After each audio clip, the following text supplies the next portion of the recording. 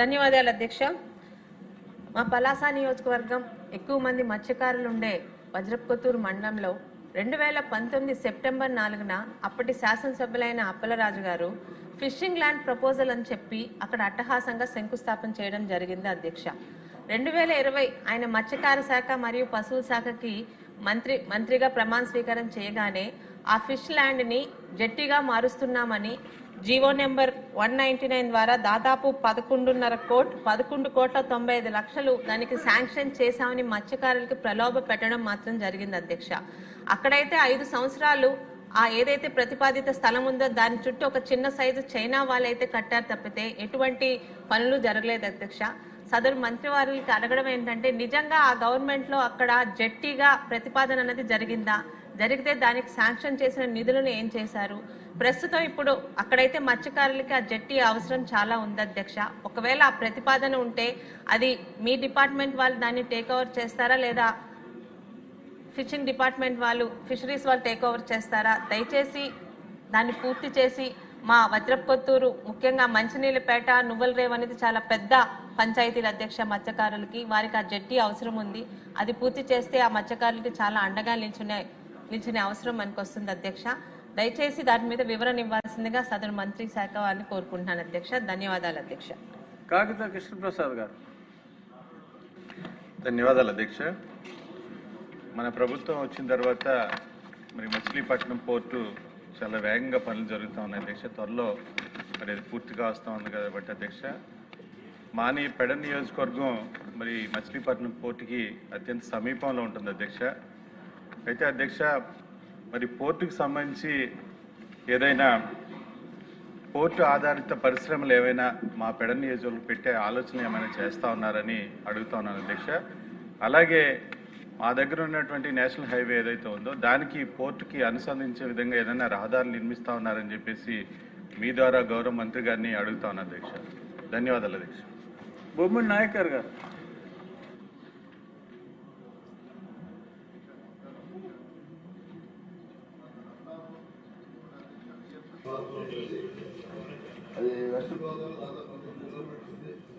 తీర ప్రాంతం ఉంది అధ్యక్ష. అక్కడ ఉన్న మత్స్యకారులు కూడా 30,000 మంది మత్స్యకార వృత్తి మీద ఆధారపడి ఉన్నారండి. గతంలో వైఎస్ఆర్ ప్రభుత్వంలో 470 కోట్ల రూపాయలతో అక్కడ ఫిషింగ్ హార్బర్ని స్వయాన ఆ రోజు ముఖ్యమంత్రి గారు జగన్మోహన్ రెడ్డి శంకుస్థాపన జరగడం అధ్యక్ష. కానీ ఎక్కడా కూడా ఆ హార్బర్ అనేది ముందుకెళ్ళిన సందర్భం లేదు. మరి మన నర్సాపురంలో దాని మీద ఆధారపడి మత్స్యకార సోదరులు కూడా ఎక్కువ ఉన్నారు కాబట్టి అక్కడ ఏదైతే హార్బర్ వస్తే కనుక అక్కడ ఉన్న కుటుంబాలన్నింటిలో కూడా ఉపాధి కలిగే అవకాశం ఉంటుంది అధ్యక్ష. అదేవిధంగా నర్సాపురం కూడా అక్కడ హార్బర్ ఉండడం వెనకబడిన కాన్స్టిట్యున్సీ కాబట్టి అది తీర ప్రాంతంలో ఉంది కాబట్టి అక్కడ ఉన్న యువతకు కూడా మన హార్బర్ నిర్మాణం జరిగితే కనుక ఉపాధి కలిగే అవకాశం ఉంటుంది కాబట్టి ఇక్కడ హార్బర్ నిర్మించే విధంగా కూడా మరి సదరు మంత్రి గారు సహకరించాలని చెప్పి ఈ సందర్భంగా నేను కోరుకుంటున్నాను అధ్యక్ష. అదేవిధంగా అదే హార్బర్ని 2018లో తెలుగుదేశం పార్టీ హయాంలో ఉన్నప్పుడు అధ్యక్ష స్వయం లోకేష్ గారు కూడా శంకుస్థాపన చేయడం జరిగింది అధ్యక్ష. మరి తప్పనిసరిగా అక్కడ హార్బర్ని నిర్మించాలని చెప్పి సదరు మంత్రిగా మీ ద్వారా కోరుకుంటున్నాను అధ్యక్ష. సుందరం విజయ్ కుమార్ గారు. అధ్యక్ష నమస్కారం అధ్యక్ష. మాది పూడిమడక గ్రామంలో ఫిషింగ్ హార్బర్ అధ్యక్ష. ఆల్రెడీ వర్క్ స్టార్ట్ అయ్యి గత ప్రభుత్వంలో కొంత స్టార్ట్ అయిన తర్వాత కూడా వాస్తవానికి చెప్పాలి అధ్యక్ష ఇది చాలా ఇంపార్టెంట్ ఫిషింగ్ జట్టి అధ్యక్ష. దీనికి ఇప్పుడు గత ప్రభుత్వంలో 380 కోట్లు దగ్గర శాంక్షన్ చేసినా ఇప్పుడు 700 కోట్లకి రేస్ చేశారు అధ్యక్ష. దీనికి గౌరవ ప్రధానమంత్రి గారు కూడా శంకుస్థాపన చేసి ఉన్నారు అధ్యక్ష. మీ ద్వారా మంత్రి గారిని అడుగుతున్నాను అధ్యక్ష, ఈ పనులు ఎప్పుడు మొదలవుతాయి, ఎప్పుడు కంప్లీట్ అవుతాయి? ఎందుకంటే అధ్యక్ష మా దగ్గర మా నియోజకవర్గం మొత్తం అంతా కూడా ఒక పక్క బార్క్ బాబా అటామిక్ రీసెర్చ్ సెంటరు, అలాగే ఒక పక్క నేవల్ బేసు, ఒక పక్క ఈ కంపెనీస్ అన్నీ కూడా ఆక్యుపై చేసి ఉన్నాయి అధ్యక్ష. మొత్తం ఈరోజు ఉన్న మత్స్యకారులు మాకు ఆ తీరం వెంబట ఉన్న మత్స్యకారులు ఎవరికి కూడా ఈరోజు ఉపాధి లేకుండా పోయింది అధ్యక్ష. అలాగని కంపెనీల్లోకి తీసుకెళ్ళాలి అంటే వాళ్ళకున్న మంచితనమో లేకపోతే అమాయకత్వమో వాటి వల్ల కంపెనీల్లో కూడా చాలా వరకు వాళ్ళని తీసుకోకుండా ఈరోజు ఉంటున్నారు అధ్యక్ష. అయితే వాళ్ళకున్న ఏకైక ఉపాధి ఈ ఫిషింగ్ అధ్యక్ష. కనీసం ఈరోజు అంటే ఇప్పుడు నేవల్ బేస్లోని మాట్లాడితే మొత్తం అక్కడ ఎక్కడ కూడా బోటు రావడానికి కూడా లేని పరిస్థితి అధ్యక్ష. వాళ్ళందరినీ కూడా బయటికి పంపించారు అధ్యక్ష. ఈరోజు ఉపాధి లేకుండా ఉన్న పరిస్థితుల్లో మా మత్స్యకారులందరూ ఉన్నారు అధ్యక్ష. దయచేసి వీటిని ఇంకా అలా డిలే చేసుకుంటూ పోతే అక్కడ మరి దారుణంగా ఉంది అధ్యక్ష. వాళ్ళ జీవితం, వాళ్ళ జీవనం సాగించడానికే చాలా దారుణంగా ఉంది అధ్యక్ష. దీని గురించి గత 2 సంవత్సరాల నుంచి కూడా అంటే ఎక్కడికి వెళ్ళి ఏం చేద్దామన్నా కూడా పరిస్థితులు అయితే మాకు ఇక్కడ కూడా కనిపించట్లేదు అధ్యక్ష. మీ ద్వారా మంత్రి గారిని దయచేసి ఇది ఇమీడియట్గా, ఎందుకంటే ప్రధానమంత్రి గారు, గౌరవ ప్రధానమంత్రి గారు శంకుస్థాపన చేసి కూడా 2 సంవత్సరాలు దాదాపు అయిపోతుంది అధ్యక్ష. దయచేసి పూడిమడక ఫిషింగ్ హార్బర్ను మాత్రం దయచేసి ఇమీడియట్గా దాన్ని కంప్లీట్ చేయాలని చెప్పి మీ ద్వారా కోరుకుంటున్నాను అధ్యక్ష. అధ్యక్ష, గౌరవ సభ్యులు సోమిరెడ్డి చంద్రమోహన్ రెడ్డి గారు చెప్పినట్లు ఈ యొక్క కోల్డ్ స్టోరేజ్లు ఇవన్నీ కూడా గురించి కూడా వారు చాలా విషయాలు కూడా చెప్పడం జరిగింది. వాటన్నిటినీ కూడా కృష్ణపట్నంలో కూడా అక్కడ కృష్ణపట్నం గురించి కూడా అక్కడ ఉన్నటువంటి ఇబ్బందులు కూడా చాలాసార్లు మా దృష్టికి తీసుకురావడం జరిగింది. కృష్ణపట్నం పోర్టు వచ్చేసేపటికి ఇక పీపీపీ మోడల్లో ఉంది కాబట్టి ఆ విషయంలో కొన్నిసార్లు కొన్ని విషయాలు కూడా చెప్పారు. వారికి కూడా మేము నోటీసులో ఉంది, ఖచ్చితంగా వాటి మీద చర్యలు తీసుకుంటాము. అదేవిధంగా రామాయపట్నంలో కూడా ఈ యొక్క కోల్డ్ స్టోరేజ్లు ఇవన్నీ కూడా కంటైనర్లు ఇవన్నీ కూడా చేయాలని కూడా అడిగారు. వాటిని కూడా ప్లాన్ చేస్తున్నామని చెప్పి వారికి చెప్తా ఉన్నాము. అదేవిధంగా వారు అడిగినట్లు ఆదాని కృష్ణపట్నం పోర్టులో అక్కడ నేలటూరు ఫిష్ ల్యాండింగ్ సెంటర్ గురించి 25 కోట్ల రూపాయలు సిఎస్ఆర్ నిధులతో నిర్మించడానికి అంగీకరించారు. ఇప్పటికే సుమారు 15 కోట్ల రూపాయల వరకు కూడా ఖర్చు పెట్టడం జరిగింది. నేను కూడా వారి పిలిచిన తర్వాత అక్కడికి కూడా వెళ్ళి ఆ యొక్క యాజమాన్యంతో ఆదాని వారితో కూడా మాట్లాడడం జరిగింది. దానికి సంబంధించి నిన్ననే మా సెక్రటరీ గారితో కూడా మేము రివ్యూ చేసుకున్నాము. దీనికి సంబంధించినటువంటి విషయం పెండింగ్ ఉండే విషయాన్ని త్వరలోనే మాట్లాడి అక్కడ ఉన్నటువంటి ఫిషర్మెన్స్లకు ఏ ఇబ్బందులు లేకుండా దాన్ని కంప్లీట్ చేస్తామని చెప్పి కూడా తెలియజేస్తా ఉన్నాం అధ్యక్ష. అదేవిధంగా బుడగట్లపాలెంలో కూడా మంచినీళ్ళపేటలో అదేవిధంగా ఎఫ్ఎల్సీలో ఫిషింగ్ హార్బర్లు ఇవన్నీ కూడా ఆపరేషన్లో ఉన్నాయి అధ్యక్ష. కొన్ని కంప్లీట్ కావాలి, అవన్నీ కూడా ఎగ్జామిన్ చేసి ఖచ్చితంగా చర్యలు తీసుకుంటాము.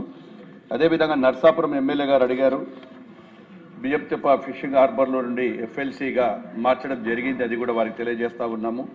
అదేవిధంగా పొడిమడక గురించి కూడా విజయ్ కుమార్ గారు చెప్పాడు. అది రివేజ్డ్ అడ్మినిస్ట్రేషన్ శాంక్షన్లో ఉన్నాయి కాబట్టి కొద్దిగా సమయం పడుతూ ఉంది. ఈ యొక్క ప్రతిపాదనలు కూడా అన్ని కూడా పరిశీలించడం జరుగుతూ ఉన్నాయి. కొంతమంది సభ్యులు చెప్పినట్టు ప్రతిదీ గవర్నమెంట్ ఈరోజు మా ప్రభుత్వం వచ్చిన తర్వాత ప్రతి దానికి కూడా మా యొక్క గౌరవ ముఖ్యమంత్రి గారి సూచనలు సలహాలు తీసుకుని వీటన్నిటిని కూడా త్వరలోనే కంప్లీట్ చేస్తామని చెప్పి తెలియజేస్తా ఉన్నాను.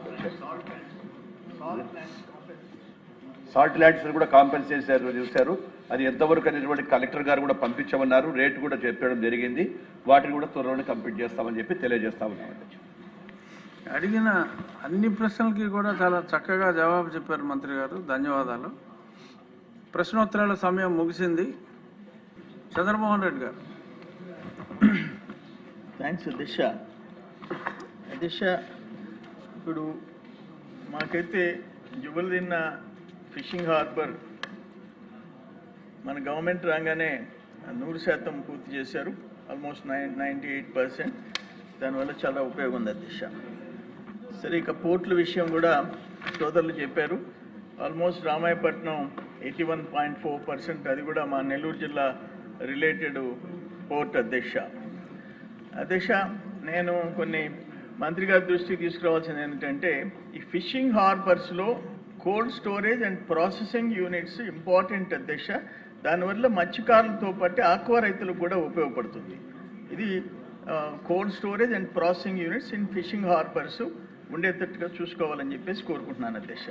తర్వాత ఏంటంటే, రామాయపట్నంలో కంటైనర్ టెర్మినల్ ఏర్పాటు చేయాలని చెప్పేసి కోరుకుంటున్నాను అధ్యక్ష. కారణం ఏంటంటే, మాకు నెల్లూరులో ఈరోజు విశాఖపట్నం తర్వాత చెన్నైలోనే కంటైనర్ పోర్టు, ఎగుమతులు దిగుమతులకి కృష్ణపట్నం పోర్టు నా కాన్స్టిట్యున్సీలో కృష్ణపట్నంలో ఉండింది అధ్యక్ష. 2022-23 అదాని కృష్ణపట్నం పోర్టుకి ఆయన కంటైనర్ టోల్ గేట్ పెట్టి ఆనాటి ఎమ్మెల్యే 5%, 10% ట్రాన్స్పోర్ట్ ఛార్జెస్లో కలెక్ట్ చేయటం, వాళ్ళు ఇరిటేట్ అయిపోవటం, ఎన్నూరులో వాళ్ళు పోర్టు కొనేయటం, ఎన్నూరుకి షిఫ్ట్ చేసేసుకోవటం. ఈరోజు ఎగుమతులు దిగుమతులు ఎగుమతులు మనకి బియ్యం, రైస్, మిర్చి, రొయ్యలు, అగ్రి ప్రోడక్ట్స్ ఇవన్నీ ఉన్నాయి అధ్యక్ష. నెల్లూరు నుంచి దిగుమతులు, నెల్లూరుకి ఫార్మా ఇండస్ట్రీస్ సంబంధించి ఫర్నిచర్, సోలార్ ప్యానల్స్, రెన్యూబుల్ ఎనర్జీకి సంబంధించిన మొత్తం cosmetics, electrical parts, electrical car spare parts, solar panels సంబంధించి ఇవన్నీ ఇంపోర్ట్ ఉన్నాయి అధ్యక్ష. ఈరోజు ఎక్స్పోర్ట్ లేదు, ఇంపోర్ట్ లేదు. ఒకనాడు ఈరోజు కంట్రీలో విశాఖపట్నం పోర్టు, ముంబై పోర్టు, చెన్నై పోర్టులు ఈ కంటైనర్ ఎక్స్పోర్ట్ అండ్ ఇంపోర్ట్స్లో టాప్ పొజిషన్ ఉండింది అధ్యక్ష. ఇది 2000 జగన్మోహన్ రెడ్డి గవర్నమెంట్ రాకముందు కృష్ణపట్నం పోర్టు ఆ మూడిటితో పోటీపడి విశాఖపట్నాన్ని క్రాస్ చేసింది అధ్యక్ష. అటువంటి పోర్ట్ ఈరోజు ఓన్లీ బొగ్గు, బూడిద సరిపోతుంది అధ్యక్ష, అంతకుమించి ఇంకేం లేదు. ఏమైపోయిందంటే డర్టీ పోర్టు, బల్క్ కార్గోగా ఐరన్ ఓర్ వీటితో ఆగిపోయింది. మేము డర్టీ పోర్ట్ చుట్టూ ఉండాల్సిన పరిస్థితి వచ్చింది. ఎగుమతులు దిగుమతుల వల్ల 10,000 మందికి ఉద్యోగాలు పోయినాయి అధ్యక్ష, 10,000 మందికి. అందుకనే ఏమంటానంటే దాన్ని రివైవ్ చేసేదానికి ప్రభుత్వం కృషి చేయాలని చెప్పేసి వాళ్ళు ఏంటంటే ఎన్నూరు పోర్ట్ కొనేసేసారు, ఆడికి షిఫ్ట్ చేసేసుకున్నారు. దానివల్ల లోకల్ ప్రాంతం ఒక పోర్ట్, అంత పెద్ద కృష్ణపట్నం పోర్ట్ 1000 ఎకరాలు భూములు సేకరించి మళ్ళీ ఇప్పుడు అక్కడ సాల్ట్ ల్యాండ్స్ 700 చిల్లర ఎకరాలు ఉన్నాయి అధ్యక్ష. ఆ పోర్ట్ హ్యాండ్ ఓవర్ చేసుకోవాల్సిన అవసరం ఉంది. అది కూడా మనం 2015లో నారా చంద్రబాబు నాయుడు గారు మా నాయకుడు ముఖ్యమంత్రిగా ఉన్నప్పుడు జీవో ఇచ్చాడు, ఎకరా 15 లక్షల ఎకరా. ఆ 700 ఏకర్స్ది కూడా అది కూడా సెటిల్ చేయాల్సిన అవసరం అయితే ఉంది అధ్యక్ష. మూడోది నేలటూరు జెట్టి బేస్మెంట్ వర్క్ అయింది, ఆ స్ట్రక్చర్ పూర్తి చేయాల్సిన అవసరం కూడా ఉందని చెప్పేసి నేను కోరుకుంటాను అధ్యక్ష. నేనేమంటానంటే ఒక్క షిప్లో 2000 నుంచి 3000 కంటైనర్స్ వస్తాయి అధ్యక్ష. ఒక కంటైనర్కి 10,000 మందికి ఉద్యోగాలు వస్తాయి. అటువంటిది దాదాపు మా ప్రాంతంలో 10,000 మందికి ఉద్యోగాలు, ఉపాధి పోగొట్టుకునే పరిస్థితి రావటం మాత్రం మేము బాధగా ఉంది. మాకు ఏ పరిస్థితుల్లో దాన్ని రివైవ్ చేయాలని చెప్పేసి నేను కోరుకుంటున్నా. అయితే అన్నీ మీరు చెప్పిన ఓడరేవులు అన్నీ బాగున్నాయి. కాకినాడ గేట్వే ఓడరేవు మాత్రం పీపీపీ విధానం కింద ప్రస్తుతానికి ఎలాంటి మొత్తం ఖర్చు పెట్టలేదు, ఏమీ లేవనేది ఒకటి ఆన్సర్ వచ్చింది.